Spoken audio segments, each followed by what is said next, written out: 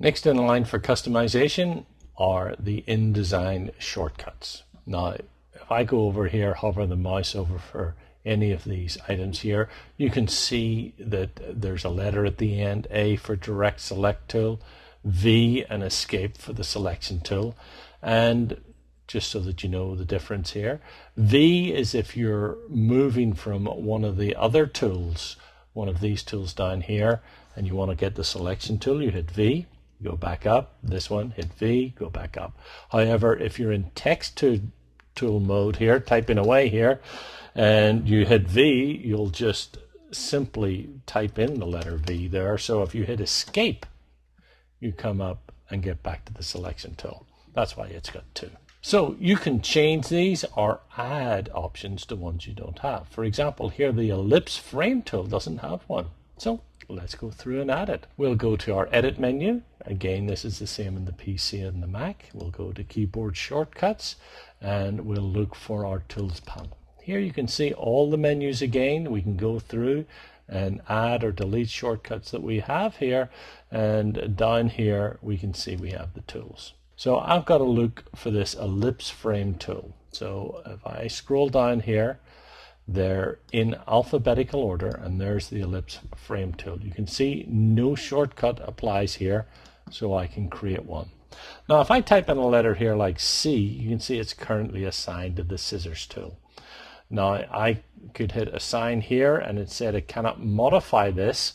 Do you want a new set? So I'll say yes. We'll call it VTC, like that, clicking OK, and there it defines it to this.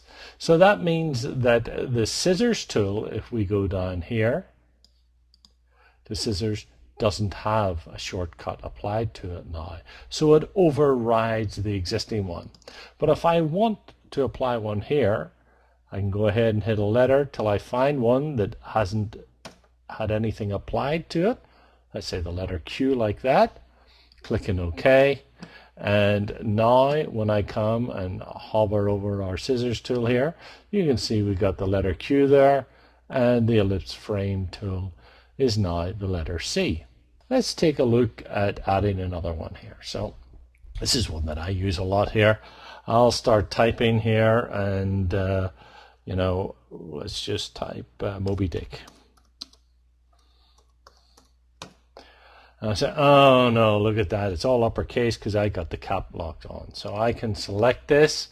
I can go to my type menu, and here again is a case what I was talking about in the last movie. I know it's here, but I've forgotten exactly where it is. There it is, change case, and go to title case like that. But because I do this so much, I would like a shortcut key for this. So let me undo that like that, and we can go to our edit menu, keyboard shortcuts, and down here we can choose our type menu. And let's go, scroll down, change case to title key case. We need a choice here, so we'll try and find something new. And this time I'll use a modifying key, and I'll just go Command C. It's currently assigned to copy, so we wouldn't want that one, but we could hit Command Q like that. It's not assigned to anything, so we can assign it. It's still part of this set, so we'll just save it like that. We're still saving the VTC set. Clicking OK. Now every time I type in uppercase, I can just select it, hit Command Q like that, and there I've changed the case for it. Let me come back in and go to keyboard shortcuts, and we'll just take a quick look up here. Here's the set that we created. You want to go back to the default, just select it like that and click on OK. And notice we've got two others that are built in here, shortcuts for PageMaker 7.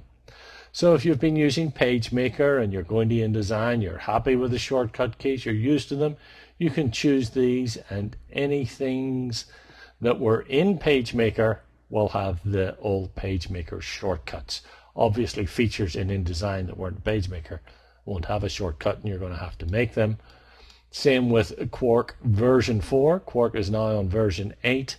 But 4 was definitely the most popular version, so if you're switching over, I'm sure you'll be delighted because InDesign's a much better program. You can still go back and use the Quark shortcuts, but I recommend getting used to the InDesign ones. it's what they are, and you're going to continue using this program for a long time. You can use these, but again, you can come down, choose VTC like this, and that way I have those couple that I just created, clicking OK, and that way I can access these items quickly by the new shortcut keys, and again change the case quickly, one that I need to use a lot.